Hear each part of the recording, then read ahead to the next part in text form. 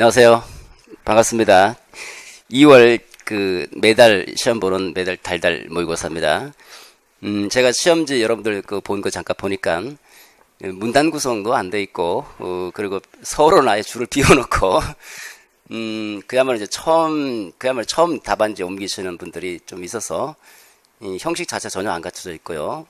내용은 뭐 일단 둘째 치고, 형식조차 안 갖춰진 분들 좀 많습니다. 그나마 좀 쓰신 분은 이제 가끔 이제 보이기도 하고 그런데 아마 이제 작년에 시험을 보셨던 분들은 나름대로 어떤 형식으로 써야 될지 좀 감을 좀 잡고 있기 때문에 가능할 것 같은데 이제 처음 보시는 분들은 그냥 연습한다 생각하시고 그야말로 이제 우리가 이제까지 이런 교육학 지식에 대해서 배웠다면 이제 진짜 교육학 논술이다라는 거죠. 그 문제, 제시문에 이제 자신이 갖고 있는 교육학적 지식을 활용해서 실제로 한 편의 논술문을 써보는 거죠. 이제 오늘은 원래 논점이 4개가 나와야 되는데 하프 모의고사라서 2개의 논점을 중심으로 씁니다.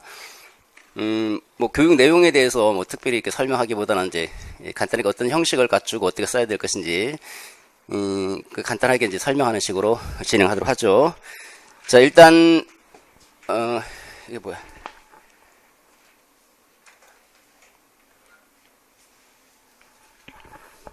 자, 오늘 논술 모의고사 주요 목표는 일단 간단한 실전 적용 능력, 뭐 전체적으로 적용을 시키려면 뭐 한참 설명을 해야 되는데 간단한 정도의 맛보기 정도의 논술 실전 적용 능력 간단하게 생각하시고, 두 번째 이제 주요 내용이 2가지겠죠. 논술 제시문을 보면 유의미 수용학습 이론, 교육학습 이론 하나, 그 다음에 두 번째 교육평가, 진단평가 이렇게 2가지로 되어 있습니다. 이 교수학습 파트하고 교육학에서 가장 큰 비중을 차지하죠. 그 다음 두 번째 비중을 차지하는 것을 들으려고 그러면 이제 교육과정과 교육평가 뭐 이렇게 생각을 해볼 수 있죠. 자, 먼저 논술을 작성할 때 어떻게 작성해야 될 것인지 장황하게 설명을 안 드리겠습니다. 일단 설명드리면 좀 한참 걸리기 때문에 간단하게 어떤 것들이 있는지만 살피고 넘어가도록 하죠. 먼저 논제가 주어지죠. 논술 문제를 우리가 논제라고 합니다. 문제를 정확하게 잘 읽고 이제 문제를 파악하고, 문제가 파악이 됐으면 전체 주제가 나와 있잖아요. 어떤 주제에 대해서 논하라라고 하고 있으니까 주제를 간단하게 한 문장 정도 생각해 봅니다.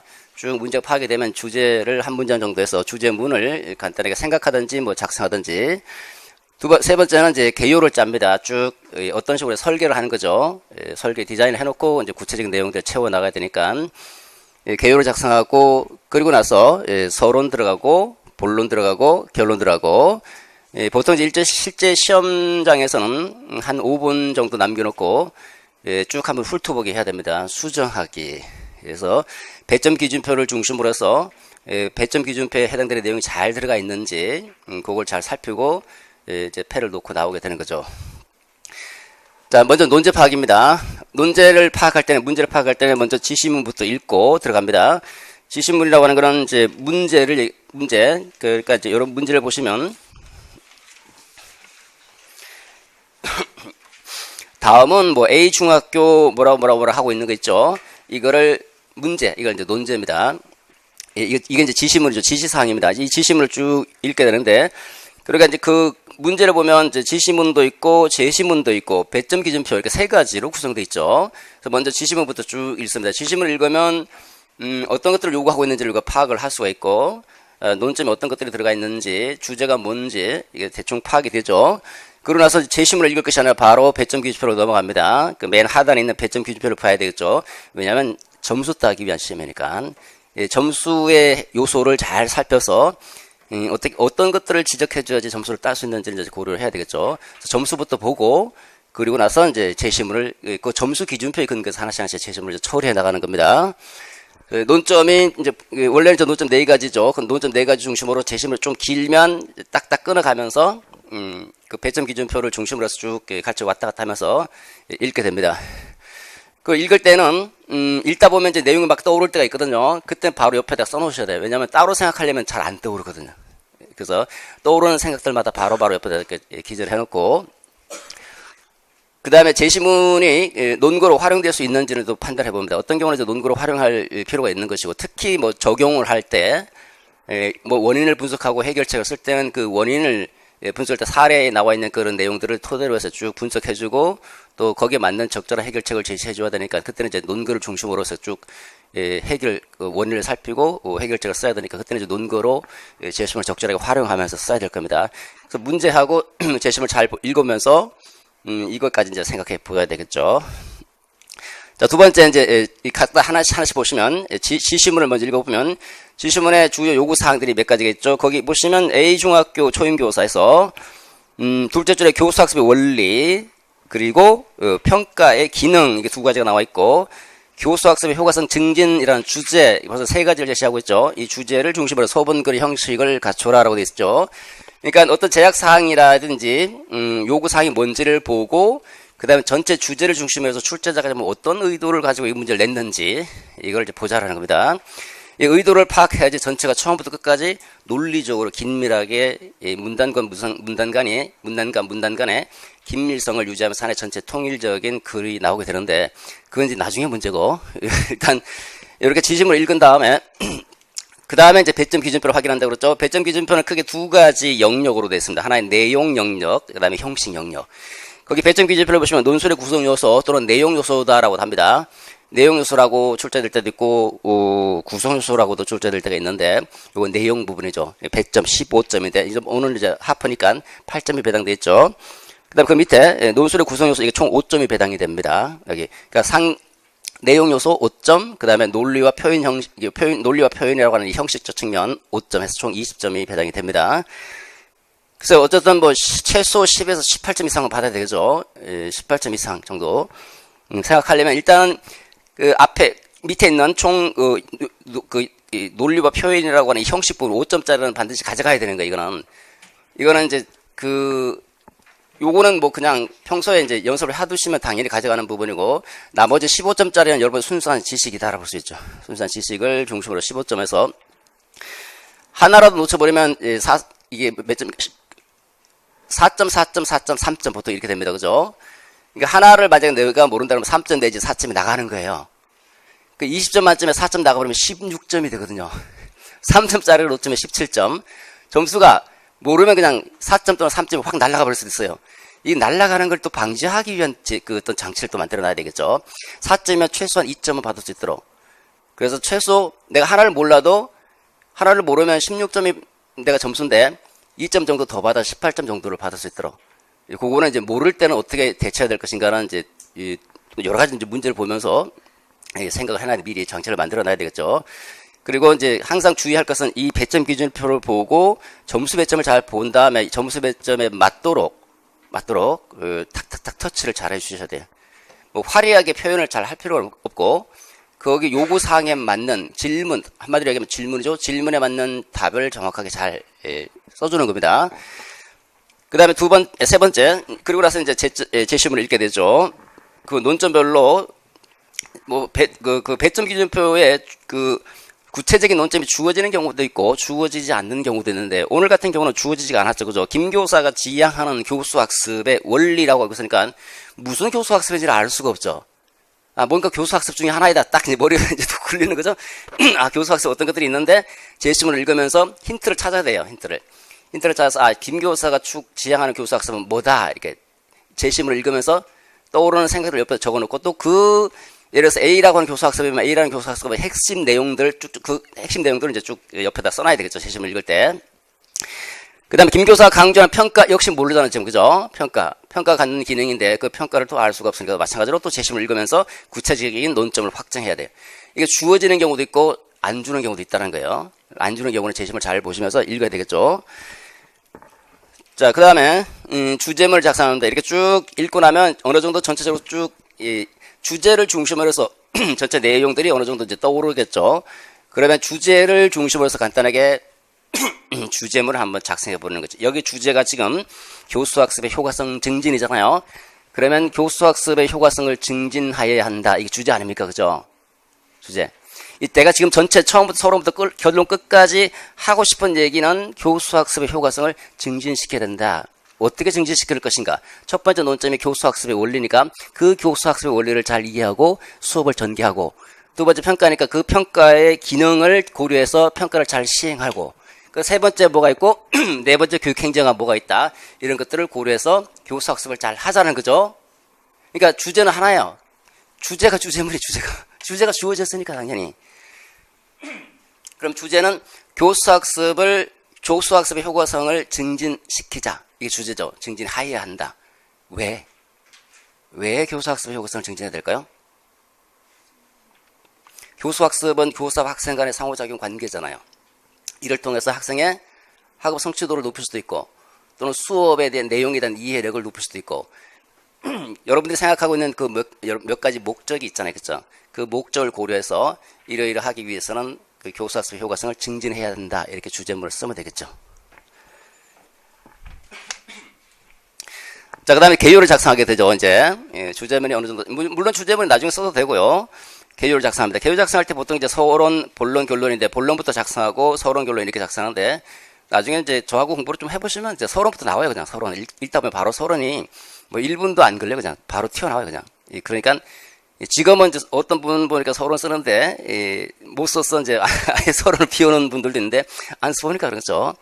어떤 분은 시험장 갈 때까지 못해서 시험장 가서 서론 쓰는데 15분 걸렸어 이렇게 얘기하는 분들도 있더라고요. 서론은 점수도 안 들어가요. 형식 점수에 들어가죠. 물론. 근데 내용 점수에 안 들어가잖아요. 적절한 구색만 갖춰주면 되는데 또 나름대로 또 괜찮은 서론을 써야 되잖아요. 그거 그렇게 어렵지 않아요. 결론도 마찬가지고 서론 결론 쓰는 거는 뭐 이제 좀 연습하시면서 1분 안에 끝내버려야 돼 그냥. 그러면서 좀 괜찮은 서론. 자, 개요를 작성할 때는 전체 이제 본론, 서론, 본론, 결론에 대해서 이제 간단한 이제 요지를 작성하는데 화제 형태로 작성할 수도 문장 형태로 작성할 수 있는데 화제 간단한 그 핵심 키워드 중심으로 작성할 수도 있고 문장 형태로 작성할 수도 있고 이 둘을 절충시켜서 뭐 그냥 완전한 문장은 아니지만 조금 어느 정도 풀어서는 정도의 개요를 작성할 수도 있고 이거는 여러분 마음이에요. 예. 자, 그 다음에 서론 쓰게 되겠죠. 자, 서론 쓰기는 일단은 주의를 환기시켜 내 글에 좀 관심을 기울여줘라고 하는 거예요. 서론을 읽고 봤는데 별로 관심을 기울이고 싶은 생각이 없으면 곤란하죠. 그 관심을 불러일으키는데 두 가지 형태로 관심을 불러일으키면 됩니다. 첫 번째, 도입 문장 쓰고 이 도입은 약간 추상적인 형태. 그래서 점점점 깊이 역삼각형 형태를 취합니다. 도입 문장 쓰고 이 도입을 뒷받침하는 구체적인 내용을 쓰든지 왜 그래야 되는지 아니면 예를 쓰든지 우리가 보통 이제 문장을 쓰는 방식에서 뒷받침 문장을 쓰는 방법 대표적인 방법이 세 가지입니다. 상술, 예시, 이유, 부연 설명을 하든지 이유를 들든지 예를 들어주든지 이게 이제 그 앞에 있는 문장을 뒷받침하는 뒷받침 문장의 방법이에요. 그리고 마지막으로 문제 제기입니다. 이렇게 세 가지 메커니즘이에요. 요러고 도입 문장, 뒷받침 문장, 문제 제기. 문제 제기는 이 문제에 대해서 내가 논의하겠다는 겁니다. 그래서 A, B, C, D가 문제면 A, B, C, D에 대해서 논의하겠다. 끝이에요, 끝. 여기는 문제가 안 돼요. 문제는 여기서 이제 약간 좀 생각이 좀 요구되는 거죠. 요거는 이제 실제 답안지를 보면서 하나에 대해서 하나 정도 제가 간단하게 설명드리도록 하죠. 그 이제 본론 씁니다. 본론 쓸 때는 본론의 문단의 그 분량을 먼저 조절해야 되겠죠. 총 앞뒤로 보면 50줄입니다. 두 장의 답안지가 나오는데 거기 보시면 각 줄마다 5줄씩 해서 첫 번째 페이지가 25줄, 다음 페이지가 25줄, 총 50줄이거든요. 그러면 이거를 논점에 4개면 서론 5줄, 결론 5줄, 그 나머지 10줄 빼면 40줄이 남죠.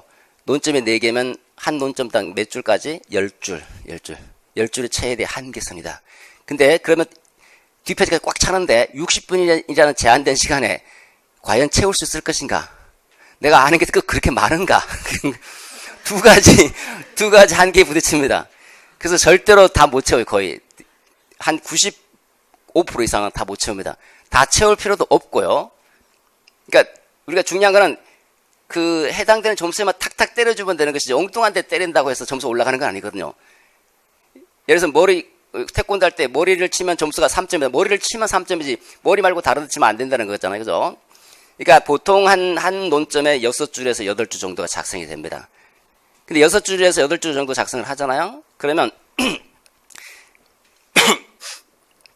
6줄에서 8줄 중에서 본론의 내용 예를 들어서 뭐 3가지 써라. 하나 논점에서 3가지 써라, 4가지 써라라고 하잖아요. 그죠? 그거 하나 쓸 때마다 한 문장씩 소요된다고 생각하면 네 개 쓰라 그러면 네 문장이 나가잖아요. 네 문장. 보통 네 문장이면 뭐 적어도 세 줄에서 네 줄 정도 나와요. 또 주제문 써야 되잖아. 주제문. 주제에 대해서 논해야 되니까 주제문 또 한 문장 나와요. 이렇게 하면 5, 6줄이 나와요, 이미. 그 하나, 예를 들어서 3개 써라, 4개 써라 그러면 그 하나에 대해서 기껏 써봤자 한 문장 내지 두 문장밖에 못 쓰는 거예요. 그것도 핵심 키워드를 중심으로 해서 딱딱, 핵심만 탁탁탁탁 지적해요.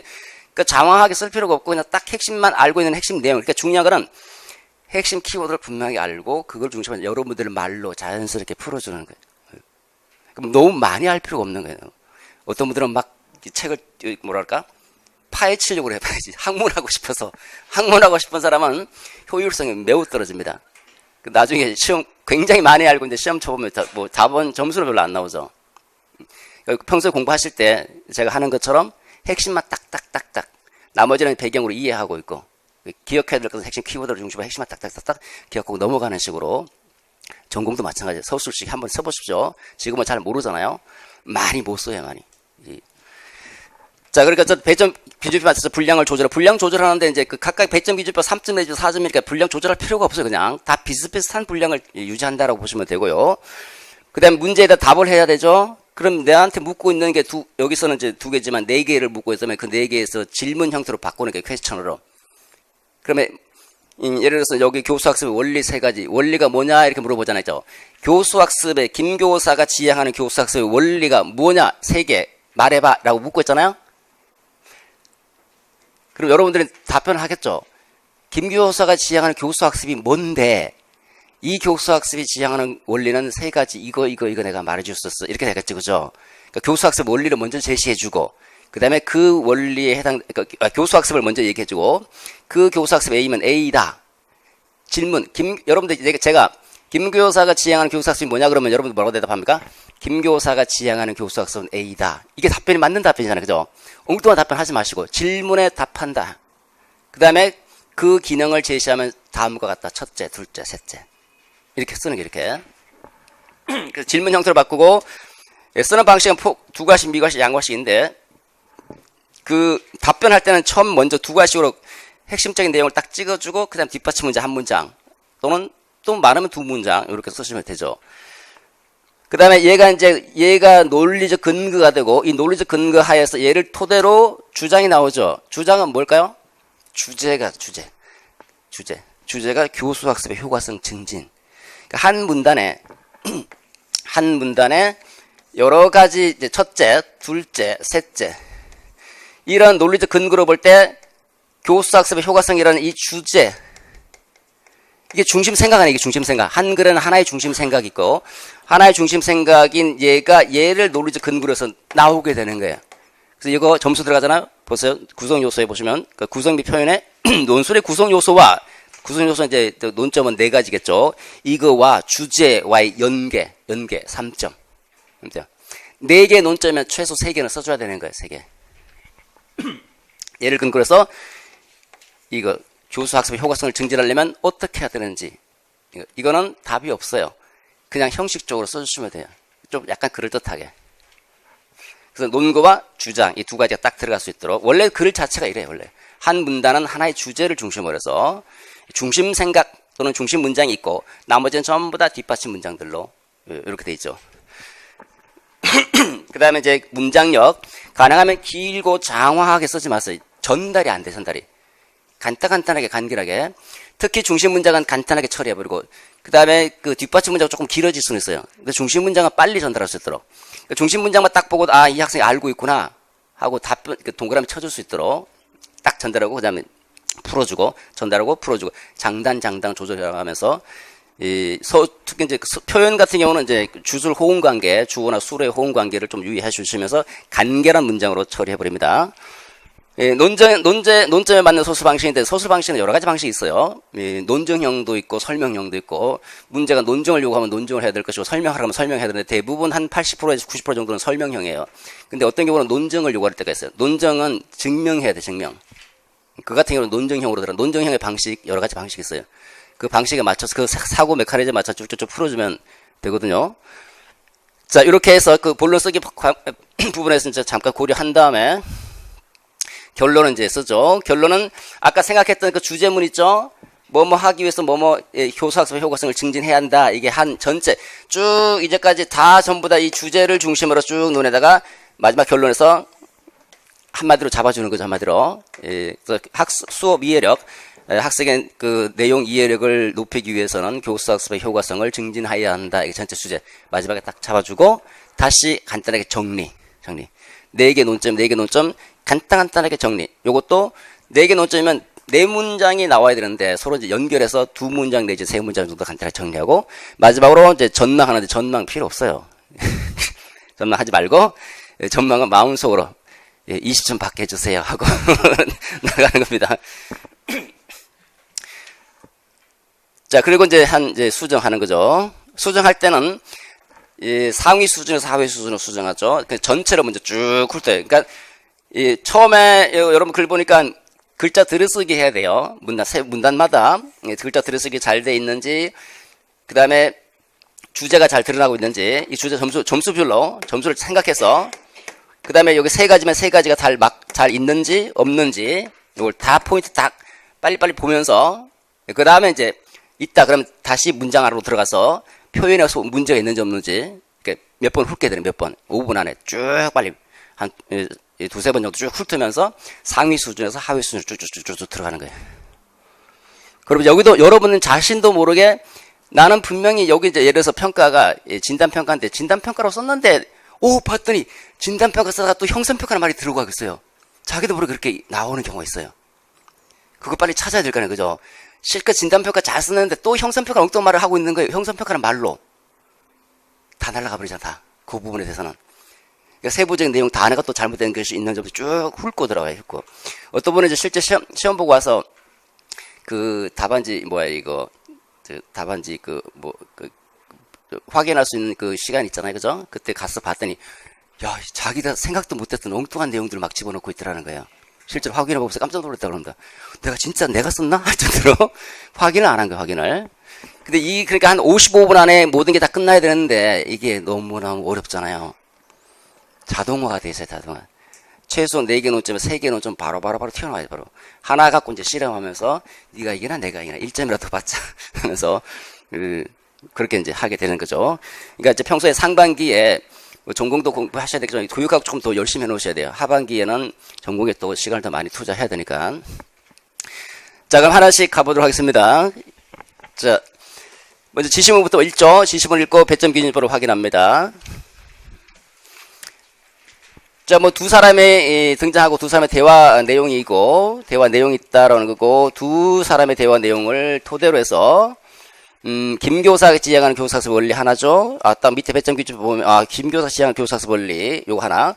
이 교사 강조한 평가 기능, 평가가 갖는 기능이 뭔지 요거 2가지, 여기서 합하니까 2가지를 중심으로 해서 주제가 나와 있네. 주제.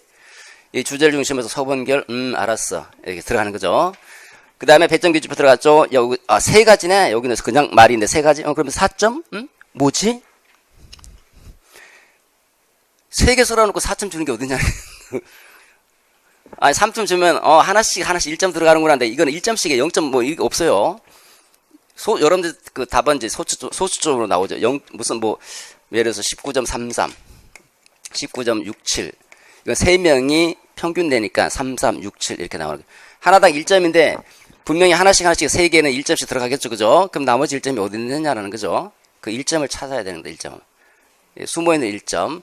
이걸 정말 잘 이해하고 충실하게 설명하는가. 설명.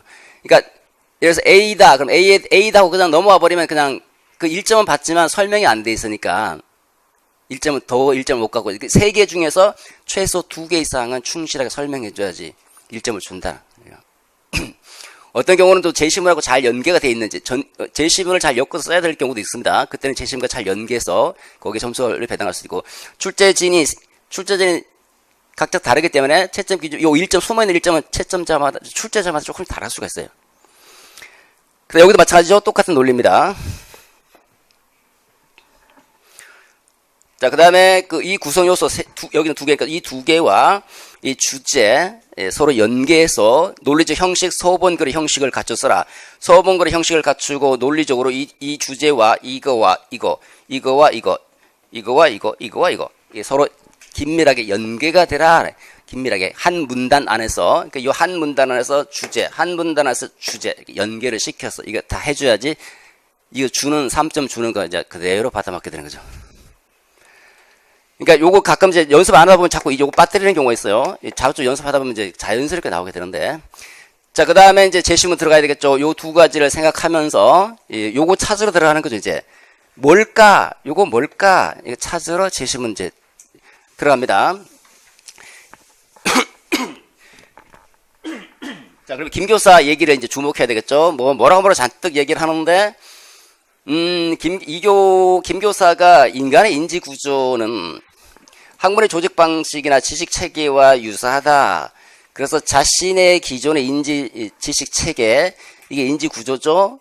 이게 지식 체계고, 조직 방식이고, 여기에다가 새로운 정보를 요렇게 연결 짓는다. 연결. 그 두 가지가 나오잖아. 인지 구조, 다른 말로 하면 지식 체계, 자신의 인지 구조 속에 있는 지식 체계와 그 다음에 밖에 있는 새로운 정보를 요 속으로 쏙 집어넣는다. 아, 교사학습이 뭡니까? 의미있게 연결. 여기 있잖아. 의미있게 이게 포인트죠? 이게 뭡니까?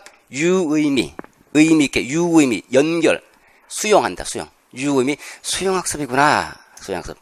이렇게 해서, 김 교사가 지향하는 교수학습은 유의미 수용학습이 나왔잖아요? 그 다음에 이제 기능 세 가지, 이제, 떠오르면 바로바로 옆에다가 키워드 딱 적어주고, 넘어갑니다.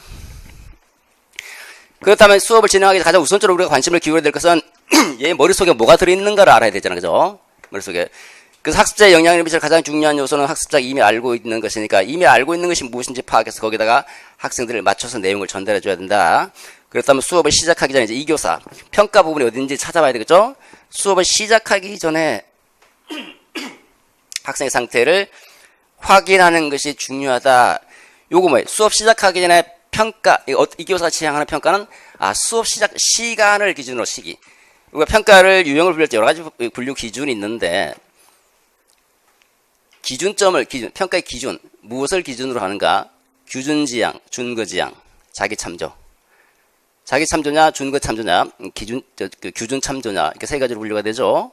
그 다음에 시기를 기준으로 해서 진단, 형성, 총괄.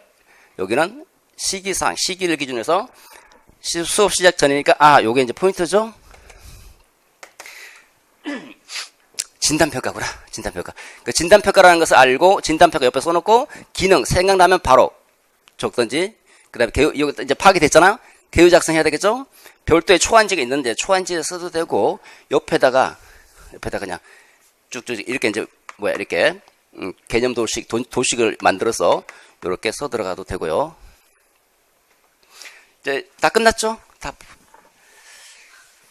개요, 이제, 이렇게 이제 개요가 작성이 됐습니다. 그러면 이제 서론 써야 되겠죠?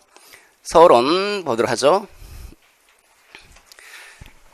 아까 제가 서론은 세 가지 메커니즘으로 이루어진다 그랬어요. 첫 번째는 도입 문장 하나, 그 다음에 그 도입 문장을 뒷받침하는 뒷받침 문장, 그 다음에 문제 제기하자, 이렇게 됐죠.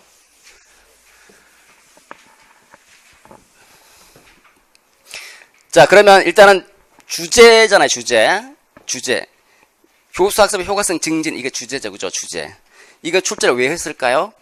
교수학습의 효과성 증진하는 게 중요하다는 게 중요하다. 중요한 사항이니까 이것 좀 논의해달라 하고 있죠. 그러면 그대로 받아칩니다. 교수학습의 효과성 증진. 그거 진짜 중요한 거야. 중요해. 얘가 주어가 되고 제가 서술어가 되죠. 그래서 이게 뭐예요? 첫 번째 도입 문장. 쓰는 방식은 많습니다. 이제 하나를 제가 소개를 합니다. 도입 문장에서는 핵심어가 있죠. 주제어. 교수학습의 효과성 증진이 주제어죠. 교수학습의 효과성을 증진하자라는 거, 이거 주제. 이 주제가 어떻다? 이게 참 중요하구나. 중요성을 써주는 게, 중요성. 여기 중요성이 뭡니까? 서술어죠. 그러니까 주제어가 주어가 되는 거예요. 주어가 중요해. 교수학습의 효과성을 증진하는 일이 중요하다.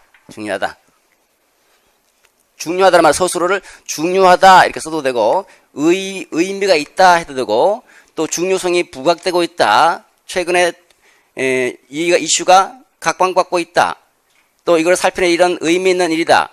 이렇게 여러 가지 서술을 구성해 가면서 중요하다는 말을 대신어로 다른 걸로 써주시면 돼요. 중요해.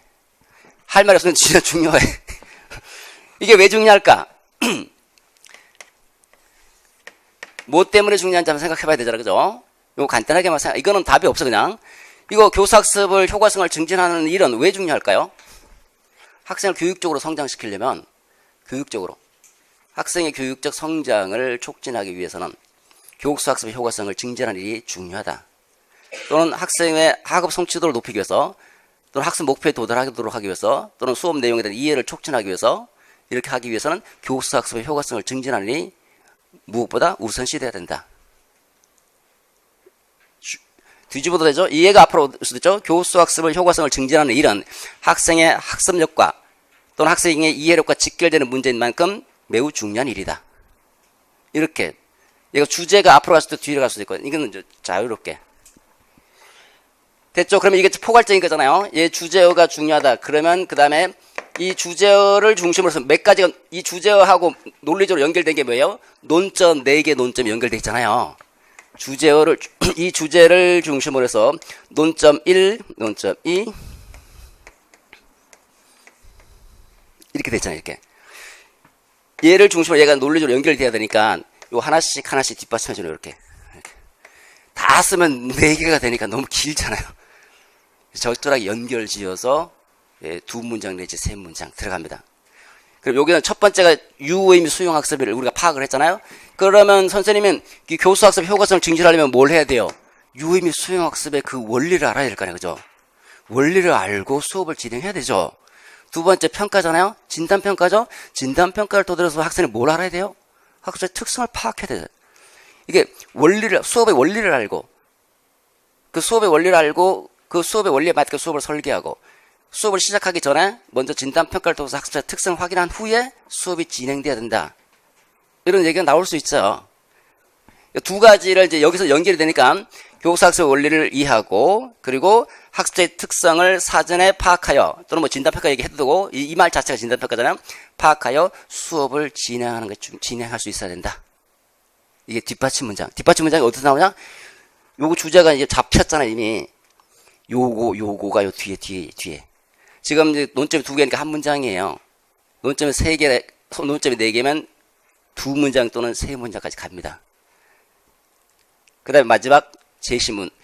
제시문에 있는 그 대화문을 토대로, 그러니까 여기서 보면 요게 이제 뒷받침 문장이죠. 요거 원리에 근거해서 수업을 설계하고 진단평가를 토대로 학습의 특성에 알맞은 수업을 전개할 수 있어야 된다.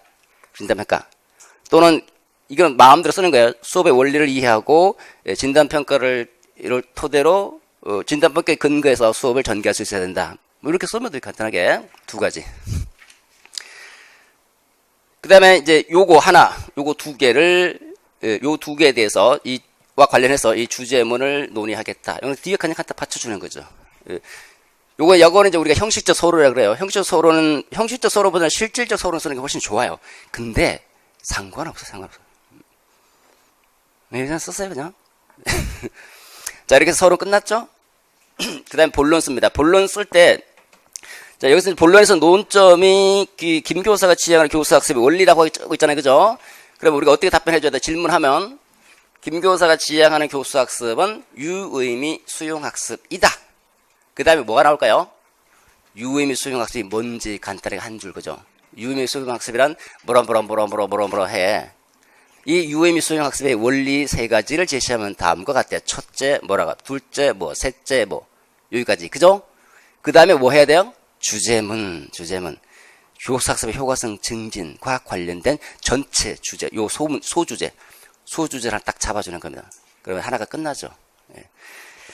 자, 그런데 여기는 이제 구체적인 내용이 지금 없잖아요, 그죠? 그러니까 뭐 교수학습이 뭔지도 가르쳐주지도 않고 기능 원리도 가르쳐주지도 않고 있죠.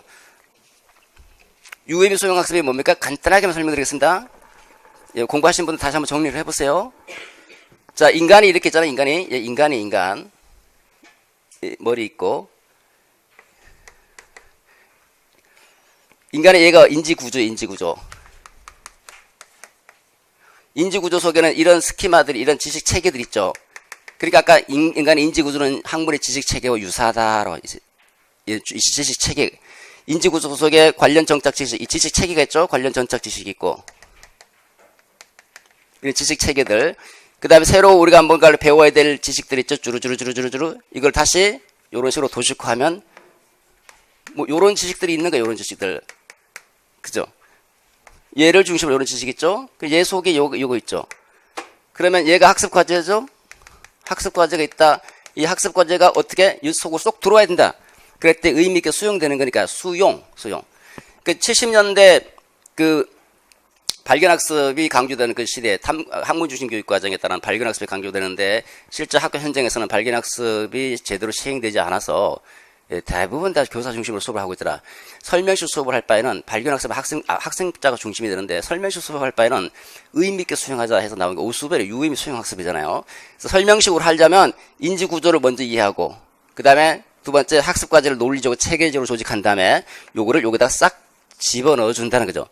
그래서 요거 하나 유의미 수용학습이 일어나려면 인지구조 관련 정착 지식이 있어야 되고 두 번째 학습과제가 요렇게 요걸 실사성과 구조성이라는데 실사성과 구조성을 갖춰서 논리적으로 의미가 있어야 돼.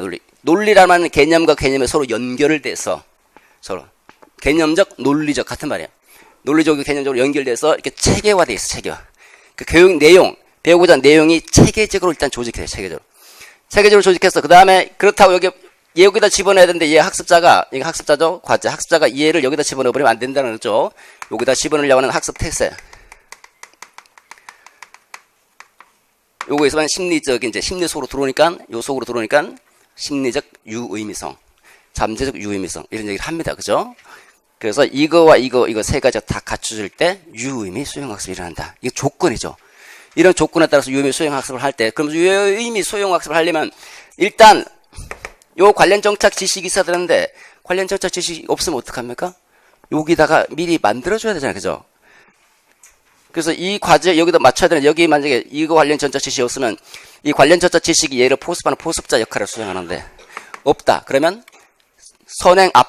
앞선 조직자, 선행 조직자를 만들어줘야죠. 이게 선행 조직자 원리다. 선행 조직자. 그러니까 선행 앞선다. 어디 앞섭니까? 새로운 학습 과제를 제시하기 앞서서 얘보다 좀 포괄적이고 일반적이고 추상적인 포괄성 일반적이고 추상적인 입문 자료를 먼저 제시해 주는 거. 입문 자료가 바로 이거죠. 그래서 뭐 개념도를 만들어 준다든지 그림을 보여준다, 영상을 보여준다. 이걸 먼저 해주고 이걸 선행조직자를 먼저 제시해 주는 거예요. 그죠? 그래야지 여기다가 이제 이 선행조직자를 중심으로 쭉쭉쭉쭉 펴지니까.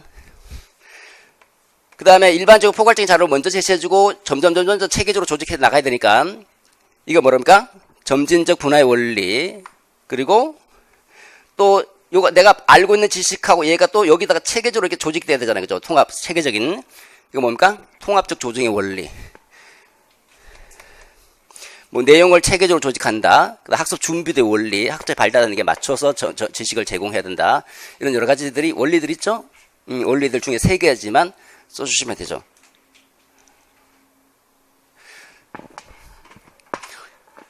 자, 그 다음에 그래서 이제 본론 들어갑니다. 자, 그 다음에 이거 지금 이렇게 3가지 원리를 이렇게 A, B, C의 3가지 원리를 제시했다. 그 다음에 주제가 있잖아요. 교사학습의 효과성 증진. 그러면 얘하고 교사학습의 효과성 증진하고 어떤 관계가 있는 거예요? 이거 교사학습의 효과성 증진하고 이게 관계가 있다는 거잖아요. 그죠?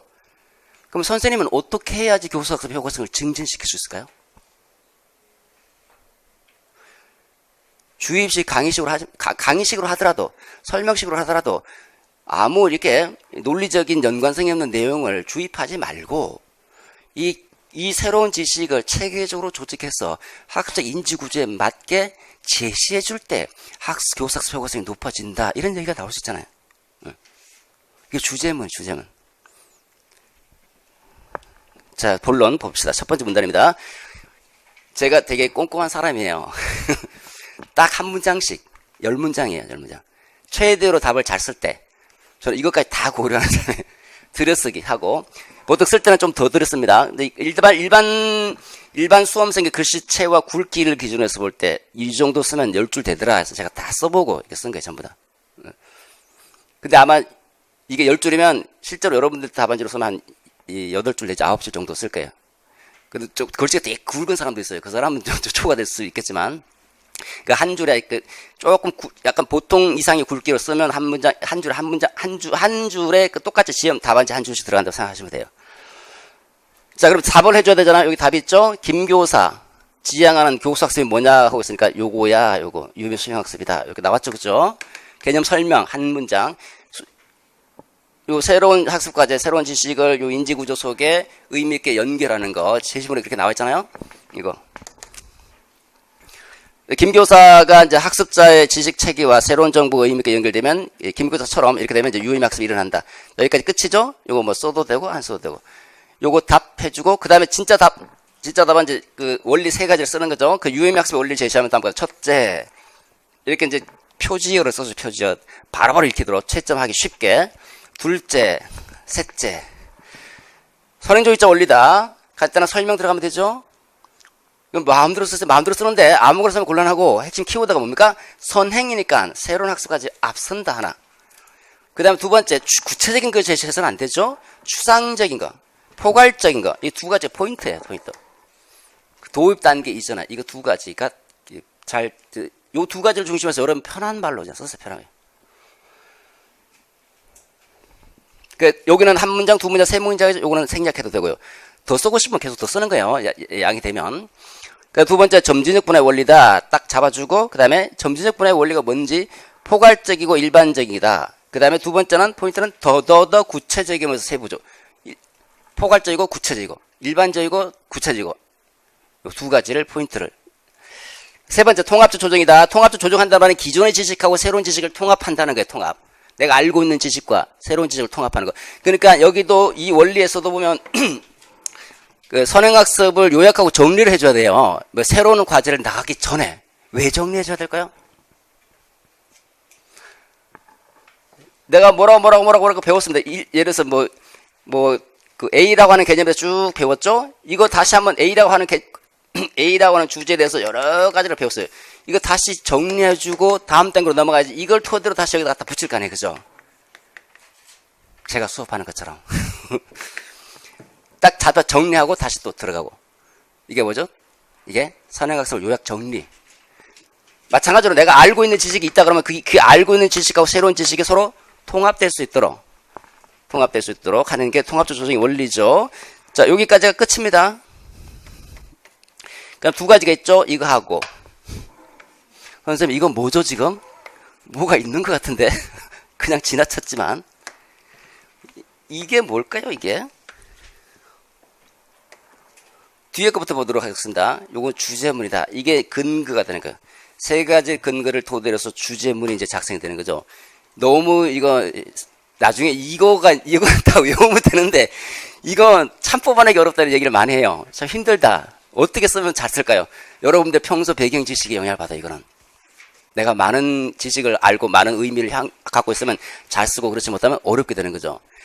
자, 요거는 여러분 편하게 아무거나 쓰면 돼요. 그냥 일단 요 말이 나와주면 되는 거예요. 유의미 학습 효과성을 증진해야 된다.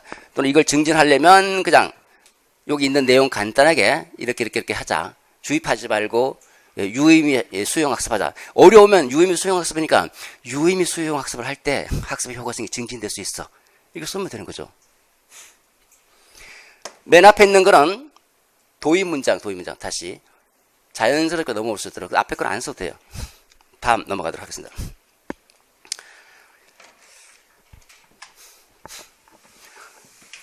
다음은 이제 그 진단평가죠. 진단평가도 이 교사가 지향하는 평가가 뭐냐고 했으니까 그냥 쓰려면 이 교사가 지향하는 평가는 진단평가다 이렇게 하고 진단평가란 뭐다 이렇게 들어가야 되잖아요. 그죠? 이렇게 써요. 이게 원리로는 원칙적으로 그렇게 쓰면 되는데 뭐 똑같은 말 쓰고 있으니까 조금 바꾼 거예요. 그냥. 그래서 진단평가의 개념 일단 써주시고 그 다음에 두 번째 진단평가가 갖는 기능 3가지 제시하면 다음과 같다. 이 진단평가는 이제 진단하는 거잖아요. 수업 전에 학습 여러 가지 특성들을 진단하는 거죠. 그래서 뭐 출발점 행동, 선수업 학습의 정도를 진단하는 기능이 있고 그 다음에 새로운 학습 과제를 나갈 때 그 학습 과제를 미리 알고 있는 애들도 있으니까 2차 방정식에 나가는데 2차 방정식에 대해서 어느 정도 이해하고 있는지를 또 진단해 볼 필요가 있겠죠. 뭐 알고 있는 애들은 또 중복 학습을 하면 안 되니까 심화 학습시키고 정말 또 많이 뒤떨어지는 아이는 보충 학습을 시켜야 될 것이고 그래서 그 학습의 특성에 맞게 교수 학습 프로그램을 만들어야 되니까 교과 목표를 이미 성취했는지 안 했는지 그 다음에 선수 학습의 정도는 2차 방정식에 나가면 1차 방정식에 대해서 어느 정도 이해를 하고 있는지 선수 학습의 정도 첫째 두 번째 지금 앞으로 나가고자 하는 교과 목표에 대한 사전 성취 수준 세 번째 내가 보충학습도 하고 교수 방법도 바꿨는데 그럼에도 불구하고 기대되는 학업 성취, 학습 성과를 나타내지 못할 때는 학습 실패가 다른 부분에 있을 것이다 생각해서 다른 부분도 봐야 되죠. 그죠? 학습 실패 교육 외적, 수업 외적 측면들 정서적 측면, 신체적 측면, 환경적 측면 이거 파악하기 위해서도 하죠. 그리고 뭐 이렇게 이제 파악해서 교수 전략을 세우고 교수 프로그램을 세우면 교수 학습의 효과성을 증진시킬 수 있으니까 교수 학습의 효과성을 증진하기 위해서도 진단평가를 하고 학습의 전반적인 특성, 교과에 대한 이해 정도, 교과의 흥미 정도, 뭐 학습 동기 측면 이런 것들도 파악하기 위해서도 진단평가를 실시하죠. 여러 가지 목적과 기능을 수행한다. 그 중에 세 가지만 써주면 되죠. 자, 여기까지죠. 그 다음에 다시 주제는 이거 이렇게 해서 그러면 교수 학습의 효과성 증진과 얘가 어떤 관계가 있는지 왜 이렇게 진단평가를 해서 어떤 관계가 있는지 써줘야 되죠. 진단평가를 토대로 수업을 진행하면 교수 학습의 효과성이 증진될 거 아니에요. 그죠? 그게 쓰죠. 그게. 쉽지 않아요. 그냥. 둘 간의 관계를 생각해서 이게 교수 학습 효과성 증진하려면 진단평가를 토대로서 학습에 적합한 교수 전략과 교수 프로그램을 세운다. 수업하라 쉽게 이걸 토대로서 수업을 진행해야 이게 증진할 수 있어. 이거 주제문. 됐죠? 그 다음 다시 맨 앞으로 갑니다. 그러면 이게 또 뭐죠? 첫 번째 문단과 두 번째 문단이 자연스럽게 넘어올 수 있도록 논리적으로 자연스럽게 넘어올 수 있도록 여기서 뭐랄까 예를 들어서 김 교사 지향하는 교수학습은 뭐다. 여기 또 이 교사가 지향하는 교수학습 평가는 뭐다. 뭔가 뚝뚝 끊어지는 것 같잖아요. 그죠? 끊어지지 않고 자연스럽게 넘어올 수 있도록 하기 위해서는 주제를 중심으로 해서 한마디 써주고 들어오는 거예요, 그냥. 그래서 이 교수학습 효과성 증진하기 위해서는 본격적인 수업에 앞서서 진단평가를 실시하다 또는 평가를 실시하는 것이 중요하다. 이 교사가 지향하는 평가는 진단평가이다. 진단평가는 뭐라 이런 식으로 자연스럽게 넘어올 수 있도록 그러면 얘하고 얘가 논리적으로 자연스럽게 넘어올 수 있다는 저거는 뭐 안 써도 되지만 나중에 이제 여유가 있으면 쓰게 됩니다. 끝이에요. 끝. 됐죠? 재밌잖아요? 재밌어요. 알고 있을 때 이제 교육학 지식도 어느 정도 되고 나중에 여러분들 뭐 문제풀이나 모의고사 그러면 하루 종일 문제 풀잖아요. 그죠? 하루에 와서 3개씩이나 풀고 팔이 이제 아파서 그러다 보면 자기도 모르게 이제 계속 인출하는 거예요. 인출하니까 이제 자연스럽게 이제 자기도 모르게 이제 나오게 되네. 글이 나오게 되고. 지금 글을 문장 표현이 어렵다? 이거 문장과 관련된 게 뭐가 있어요?